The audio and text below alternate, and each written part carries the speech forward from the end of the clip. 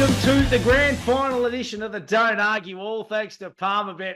And have a look at this. Not only have we got the Newcastle Knight legend himself in Kirk Gidley, but we've also got another special guest, Gids, for the grand final shows. I say good evening to you. How are you, Gids? Yeah, great, Matty. How are you, mates? Geez, they've wheeled in the big guns, mate. Palmerbet for the grand final appearance. He must be expensive, so they've got him out for the big one, that's for sure. So, mate, great to be here. And look, it's great to have this bloke and great to see him again. He's a wonderful NRL expert and has been for such a long time. And his name is Paul Kent. Kenty, how are you, buddy? Welcome to the Palmerbet family, buddy. Thanks, Matty. Yeah, I'm looking forward to it. I've been obviously watching the footy all year. And it's nice to sort of be able to sort of come back in and have a little bit of a say on what might be happening this weekend. Hey, and have you missed the media, Kenny? Not particularly, no. I've appreciated the rest, to be honest. So. It can be brutal at times, can't it? Hey, listen, my scrapbook in that area is filling up. So let's be honest. If I didn't see my name in the paper again, I'd be very happy. Nearly as many times as Gids gets his in the Newcastle Times up there. I can tell you that, Kenny. Hey, listen, the two best teams of the year, they've made it to the big grand final, of course, on Sunday. Melbourne Storm and the Penrith Panthers. Panthers looking for the four-peat. The Storm looking to upset the apple cart. They've been the two informed sides all year, haven't they, Gids? Oh, yeah, for sure, Matty. I mean, it's another remarkable effort by the Melbourne Storm. You know, it's hard to win the minor premiership. You've got to be the most consistent team. You've got to have a good squad. You know, every team deals with major injuries through key players. So for him to pick up the minor premiership was a great achievement. Craig Bellamy does it again. But, for him to push through and make the grand final, two best teams, two most consistent teams in competition. So shapes up as a massive one, mate, Sunday night. And Kenny, I'm going to ask you, mate, Craig Bellamy, what an absolute icon, a legend of the sport. And he can add to his CV this Sunday night, can't he? Yeah, look, it's certainly impressive from Bellamy. This is his 22nd year at the Storm, and it's his 10th grand final, which is extraordinary when you think about it. So every second year, basically, the Storm can expect to go to the grand final, which is really a record that other clubs would dream of. Yeah. The ability for Melbourne to regenerate, we all thought during that period where they had Cameron Smith and Billy Slater and Cooper and the rest of them that there would be a drop-off, and after that the Storm would probably sink down the ladder a little bit. But what they've done this year has been extraordinary. The fact, I don't think many people tipped it for a minor premiership, but they were able to really come forward and just put together a season where they got better as the year went on, and I think they're going into the grand finals deserved favourites. Yeah, okay. I was just thinking. I know they've never lost round one. Craig Bellamy hasn't, but have they ever missed the semis, or have they made the semis every year?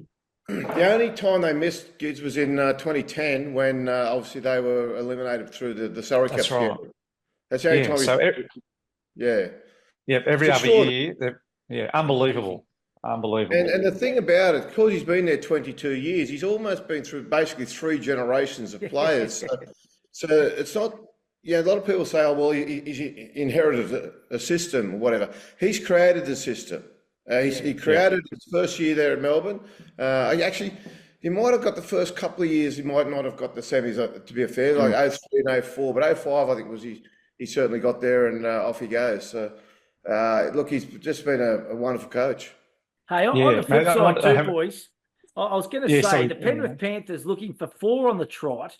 Now, correct me if I'm wrong, boys. So, will this be the first time since St George in the 60s for 4 on the trot? Is that right? Am I right in saying that? No. Parramatta made 4 on the trot. Parramatta, they won 81, 82, 83. They lost 84 to Canterbury, missed 85 and won again in 86. So Parramatta made 4 on the trot, won the first 3, lost the 4th, and then won in 86, which was their 4th premiership in 6 seasons. So Parramatta, and that's the only other team in the modern era that really compares until you go back to St George, although there was, since then, I will also say, South Sydney, 67, 68, won the grand final, lost the grand final in 69 to Balmain, and then won it again in 70, 71. So South came in a little bit after St George, but you've got to say, search far and few between to find anyone else that's comparable to that.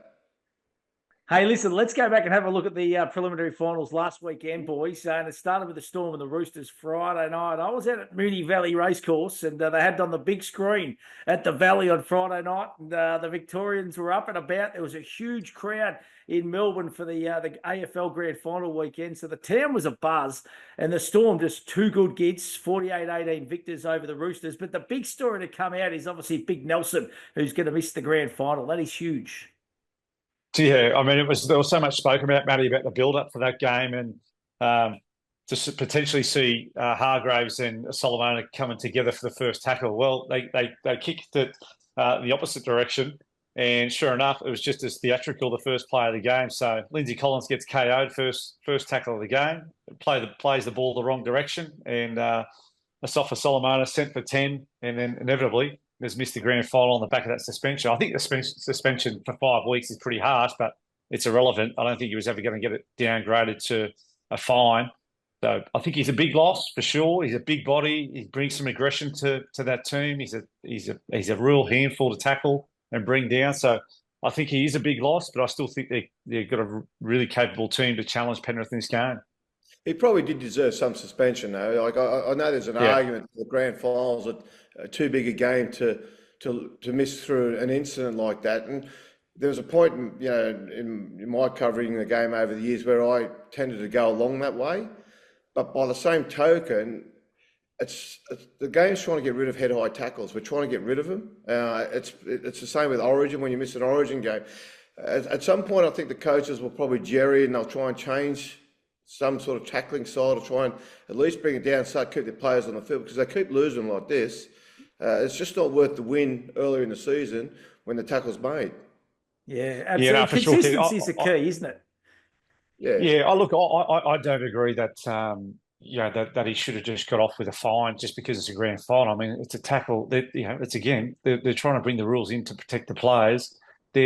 Look, as far as trying to go low off the kickoff, that's fraught with danger as well, because plenty of blokes have been knocked out trying to tackle low. So, but I think he had a responsibility to lower his body slightly lower than what he did. Let me ask you this then, Gids. Let me ask you this as far as that goes. I was talking to Mick Cronin, one of the greats of the game, and all this argument about get rid of the kickoff and all the rest of it. And he said nobody forces them to return the ball like that off the kickoff. Nobody forces the defence to run up as fast as they do.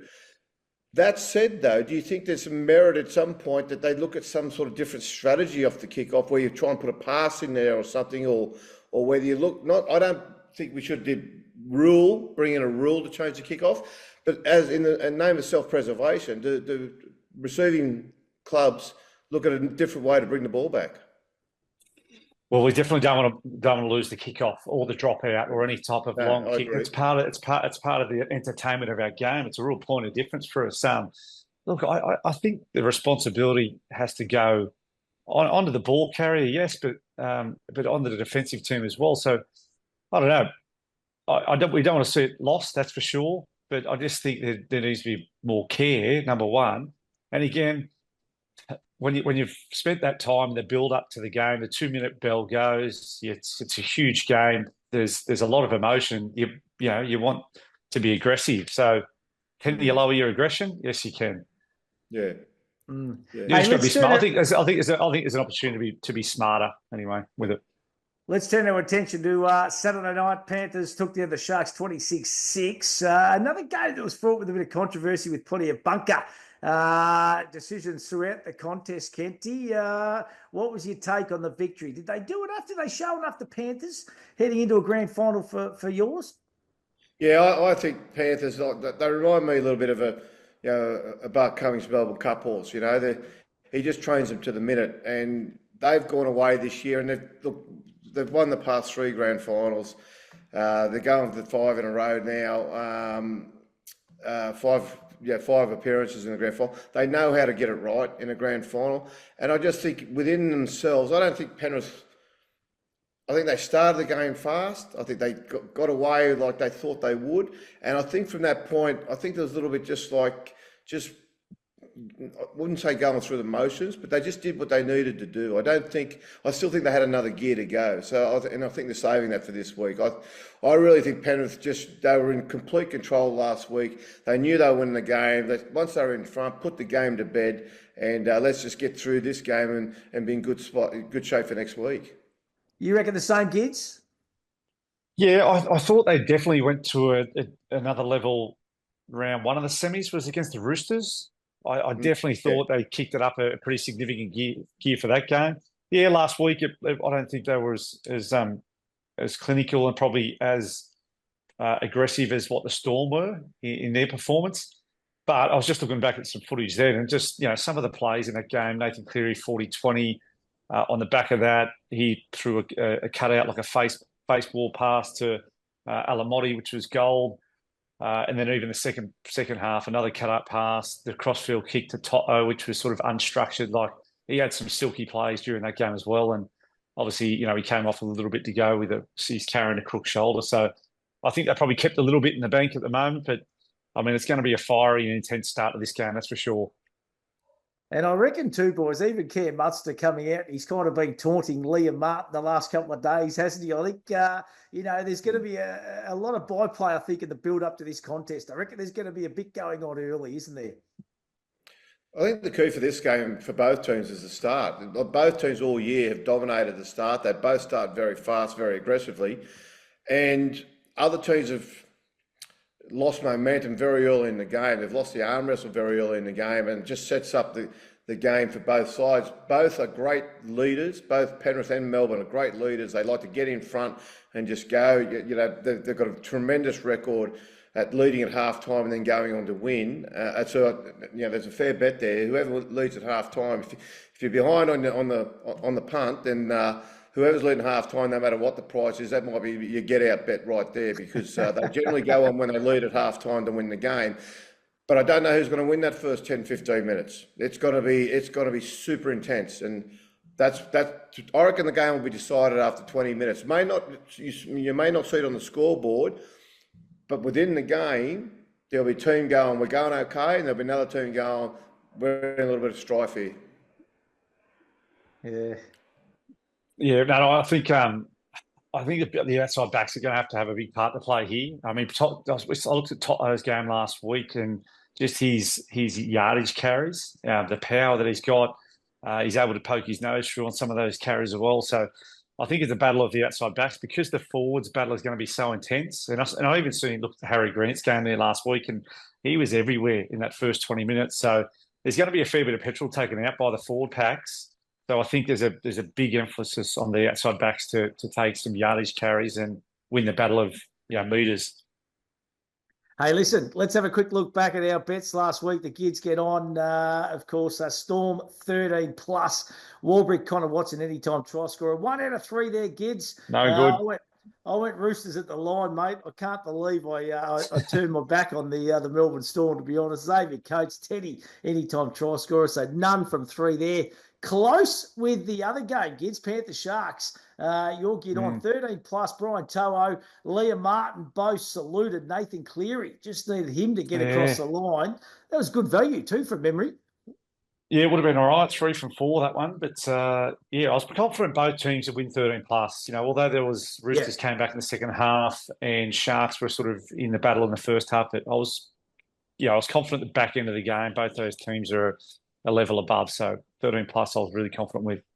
And Kenty, I hope you've been working on, we've got the Gids get on Matty's must-have. So you've got about 10 minutes, mate, to come up with something, something quick for the punters, because we need your best bets here at Palmerbet, that is for sure. Let's turn our attention now. Sunday, 7:30 at Core Stadium. It's a Storm take on the Panthers.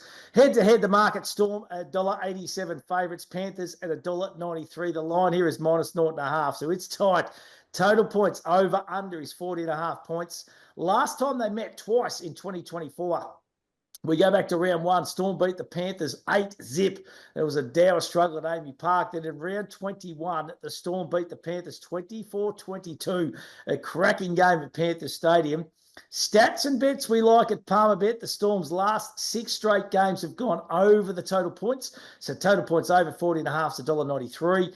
Brian To'o has been the first try scorer in 3 of Penrith's last 5 finals games. That is a cracking stat. So Brian To'o, any-time try scorer, $1.73. And the Panthers have scored first in each of their last 6 finals games. So Panthers, first team to score, $1.88. Multi them 3 up and you get $5.50, all thanks to Palmer Bet. Gids, tell us who's going to win and why, big fella. Mate, look at my red. I don't know if you can see that. I've circled a team. I've crossed them out. I've circled Storm. I've crossed Storm out, and I'm still working out who's going to actually win this one. So he sits on the fence all year, Kenny. No. I'm not on the fence. Okay, so I've got Panthers win head to head 1-12, and I think they'll win by 7 with a Nathan Cleary field goal just to separate the difference there in 80 minutes. So no extra time, no golden point. Yeah, you think it's just going to be a tight, titanic struggle again between 2 really good teams? Yeah, I think it's going to be a really tight game and aggressive, intense. But I was leaning towards the Storm after I backed the Panthers to start with, and I guess Nathan Cleary's carrying that shoulder. He's tough enough. There's no doubt he's tough enough to get through the game, but it's an injury that, if he does sublux it again, you just lose the power. Like it's different to an AC joint where you can play through pain. Yeah, you can through rib cartilage. You can get needle painkillers at half time when you need. But once you do those shoulders and they're sublux, you just lose the power. So that comes with a bit of risk. But he's tough enough to play. But look, I'm still leaning towards the Panthers. And again, I think it's a tight one, 1-12. And as I say, I think if the Panthers get in front, then Cleary will look to seal it with a field goal in 80 minutes. Kenny, what do you reckon, mate? What are you thinking? Do you think it's going to be a tight game? Yeah, I do. I actually think, I know that, look, Melbourne have improved their attack dramatically this season. Last year they struggled to get points. This year they've improved a lot, and I think that's the result of that's been that the minor premiership they've won. But they are still primarily a team that builds their game around their defence. Both teams build their game around their defence, and grand finals are generally won that way. I think for both teams, the whole emphasis this week will be basically percentage football, make your tackles, and then once you get into opposition territory, I think just kick intelligently, and there'll be a lot of kicking for the corners. That's why I tend to lean a little bit towards Melbourne winning the game, given they're going to have such an advantage with those tall wingers, and we see so much of it now where they get into good field position, they hit tackle 5 and they just spit it out to the corner where they've just got skyscrapers out there, the Storm. So I like that about them. I don't think there's going to be a lot of I don't think there's going to be the ball movement we see, and I think in the past with both these teams, when they play oppositions, they generally put a score on where they will just go out and alarm wrestle for 50 minutes, 60 minutes, and then break the heart of the opposition. And then they really just accelerate in the last 20 minutes. And that's where their points come from. And I don't think they'll be able to do it to each other. I think this is really going to be a game that's going to go down to the last 5 minutes. It wouldn't, I'm pretty sure, that within 5 minutes to go, that there's going to be a try left in the game between them. You know what I mean? I don't think it's going to be a big score either way. I just don't think whoever falls behind will fall out of the fight. They'll still be sticking around, still thinking they can win, still thinking if they get through their players and they do what they need to do, they're a chance. So I don't think we'll get a big scoreline in the game for that reason. Right. How do they cover Nelson, Kenny? I'm wondering whether they look at someone like Chan. I know he hasn't been named in the starting side, but I wonder whether they look at someone like Chan, who I think he's in jersey 18. He's been named, and Christian Welsh has come into the bench. But I'm wondering whether, I don't know what. See, Craig Bellamy's so hard to figure out what he's after when Nelson's such an impact player. And Chan will be that more than Christian Welch will be. Christian Welch will come and do his minutes and do what he needs to do. But I just don't know where Craig Bellamy's going. Obviously, he knows a lot more about the game than any of us do. But if you're going to look for like, I think Chan's probably about the closest you're going to get. Now, he doesn't have to name his starting 17 until day of the game. So we've got to wait and see there. But certainly hasn't been named in the 17 Chan. But there's a chance that he will. I think he could probably come into the squad, to be fair, and start off the bench and be an impact player for the Storm. Gids, who's your X factor for Sunday night, mate? Oh, well, I mean, Cam Munster's always an X factor. Just he's experienced, number one. He's unpredictable. He's tough. Like, he's resilient. Like, there's, even when they do get hold of him, they struggle to put him down. Even the way he finished off that game with his footwork and fend under the post of the weekend, he doesn't know what he's doing himself a lot of the time when he's got the ball, and certainly when it's unstructured play. So he's a real danger for Penrith. There's no doubt about that. But mate, for Penrith, I think and it's hard to say an X factor for a winger, but I just think the work that he does yardage carries wise, and the way he can finish off some of their set plays, he's just such a huge player for him. And I think there's some sentimental emotion there around. It's the end of an era for the Panthers. Luai's heading off. Leota, is it Leota? No, Fisher Harris is heading to Fisher Harris is heading to the Warriors. So I think there's a little bit of emotion there around. This is the bit of an end of an era for the Panthers, and I think they'll play on that a bit. And I only say that because I've recently seen some of the jersey presentations on the internet around. They're really emotional, and look, all those clubs. I've been part of some really emotional jersey presentations, milestone presentations, but I've just seen some recently that are they're really connected, they're really emotional, and it means a lot. And I think this is a time for them to dig into that emotion. Yeah. What about you, Kenny? What about the X factor for you, mate?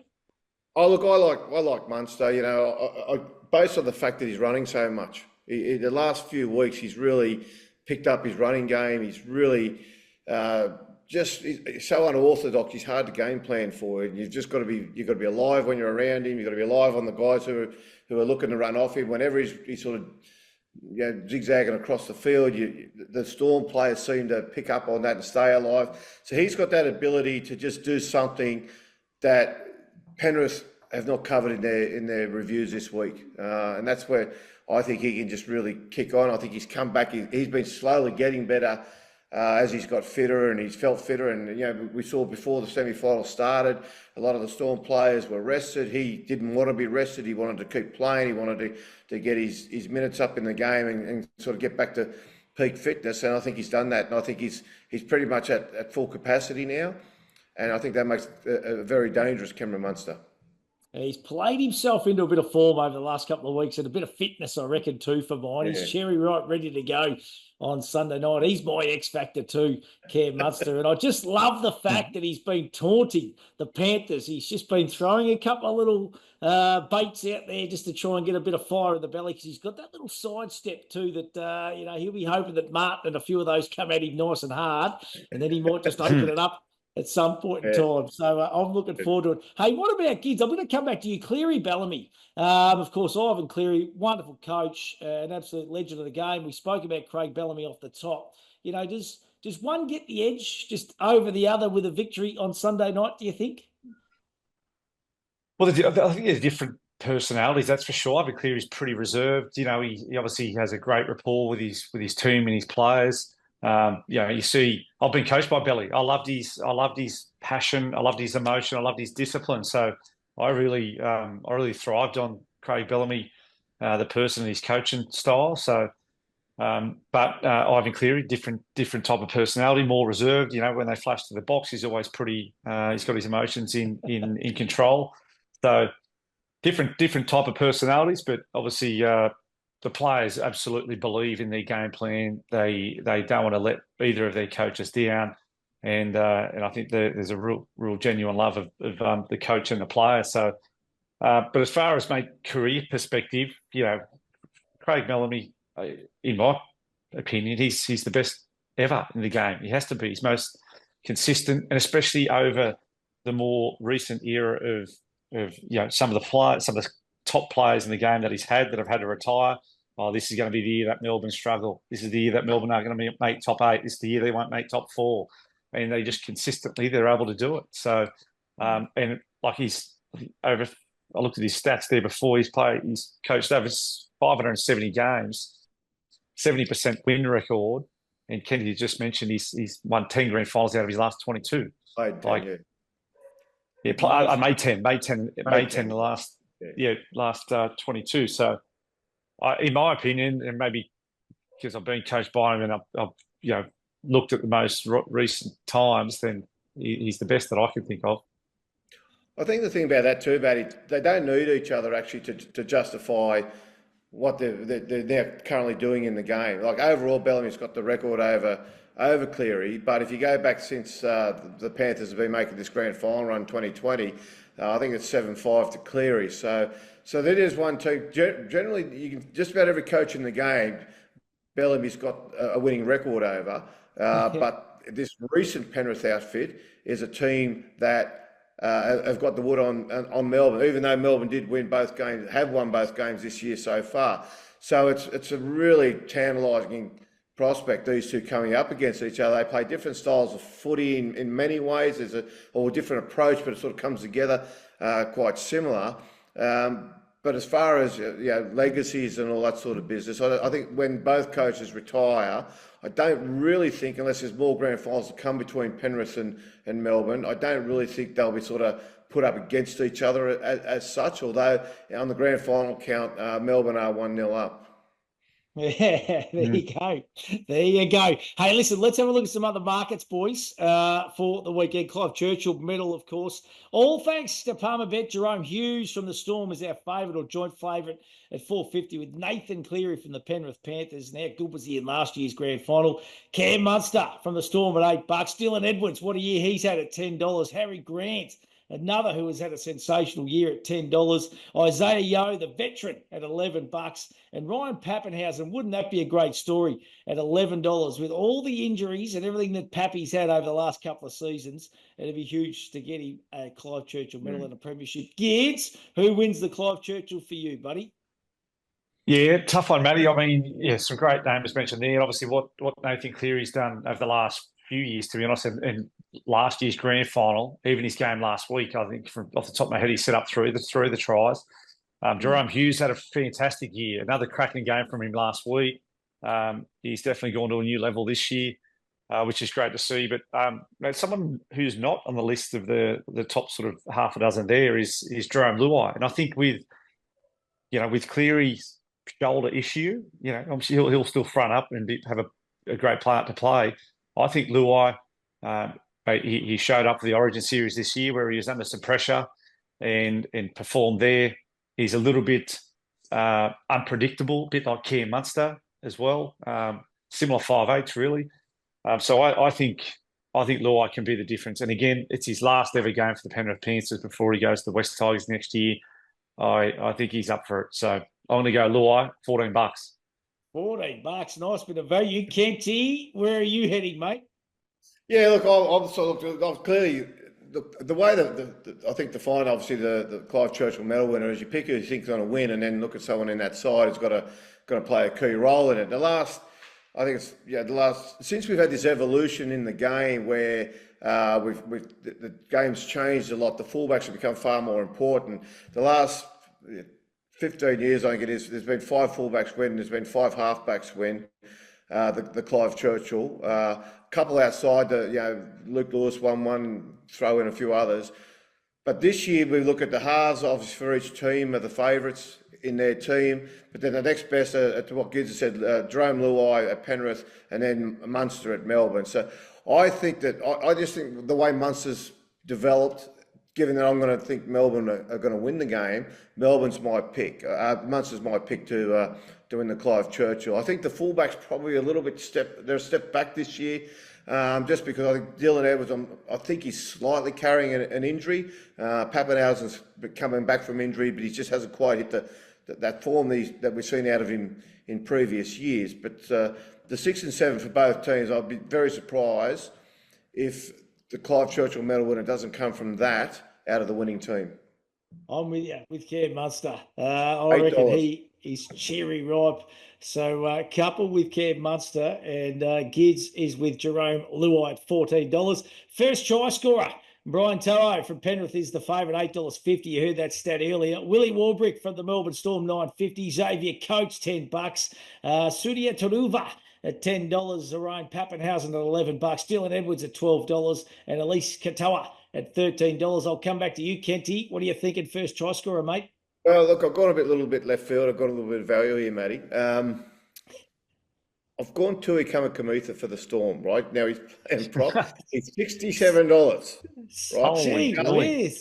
The reason why Melbourne can sometimes like to have a little trick play on the opposition try line. So obviously we generally look at the outside backs, the wingers and the centres as first try scorers. There's kicking goals, whether they chip it to the bomb, whatever, to the corner, whatever.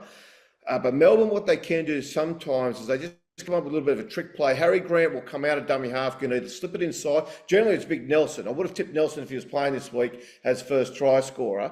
But he'll come out of dummy half, turn it inside subtly, or sometimes he'll look like he's going to go wide and they'll just have a front rower running through like he's just running a decoy block play, and they'll give him the short pass to just crash through. And I just think it's $67. It's not a bad play for first try scorer because we're all looking elsewhere. And I just thought, a bit of value there. You have $10 on that, you pay for your night out, don't you? Mate, you'll be Palmer bit royalty if that salutes, Gids, because we haven't been near it all year, have we, big fella? What do you go with, Gids? Well, mate, given the stats you rattled off before there, Matty, Brian Toto been the first try scorer in 3 of Penrith's last 5 finals, and also the Panthers have scored first in each of their last 6 finals games. So I want to go with my man Brian Toto, mate, his first try scorer, which is Brian, $8.50. Yeah, beautiful, mate. I'm going to go with Willie Warbrick to get the job done at $9.50. What a season he has had. Righto, Gids, get on. Give it to us, big fella. Mate, the Gids get on for the GF 2024. Panthers 1-12. Brian Toto, 2 tries, $9.82. Love it, big fella. Righto, Kenty's can do. What are we? I came up with Kenty's can't miss. Yeah, Kenty's can't miss. Kenty's can't miss. Yeah. Okay, so what I came up there again. I think it's going to be low scoring. I was tempted to put Kamikamica in this one as well, just to really just send it through the roof, but I've resisted. But I like the fact. I think Melbourne have got a tremendous advantage on the wings against the Penrith wingers. So I think they'll practice all week about really just putting the ball up in the air and let their skyscrapers come down. So you look at Warbrick and Coates as anytime try scorers into a Melbourne halftime, full-time double, which is $8.44 it's paying. So, it's something like that. I think it's nice value. Kenty's can't miss. Gids, get on. Matty's must have. I'm going Storm 13 plus, boys. You nearly spewed your drinks out when I said this on our little WhatsApp group earlier. Pappy and Warbrick anytime try scorers, $8.56. Download that Palmer Bet app. Get involved. It's really simple to navigate. Get your punters club happening with your mates as well. Just quickly, boys, what is the one thing, one bold prediction for the game? I'll start with you, Gids. Make something bold that's going to happen on Sunday night. Well, Nathan Cleary, field goal, mate, to wrap it up within 80 minutes. That's my bold prediction. Love it, Kenty. That'll be the last. That'll be the last scoring point of the game. I'll go out on a limb here and I'll say no bunker controversy. I don't like our chance of that not having some kind of impact on Sunday. That is for sure. Hey, Gids, have a great weekend, mate. I know you're super excited. It's been a fantastic season thus far. 2 best teams make it, and you enjoy. Where you're watching it from, buddy? Mate, I'll have a few of the boys round to the bottom bar, mate, where I normally host the Don't Argue. So, yep, a few of the boys, mate. Bedsy, Hughesy, Chief. I reckon there'll be a nice little gang there, mate, for a few beers and watch the footy. Love it, mate. And Kenty, what about you? Where are you at, big fella? I've just got to get probably a few scallywags from around here coming around to my place. We're going to have a barbecue in the afternoon leading into the game. So we'll see how that goes. Sounds fantastic. It is a great night, that is for sure. The NRL do it so well, and it's going to be an absolute cracker, that is for sure. Download that Palmer Bet app. You get involved yourself, and as we always say, gamble responsibly and think about what you're really gambling with. Kenty, wonderful to have you on board, mate. Gids, it's always a pleasure, and have a great weekend, boys. Thank you. Appreciate it, mate. Thanks, Matty.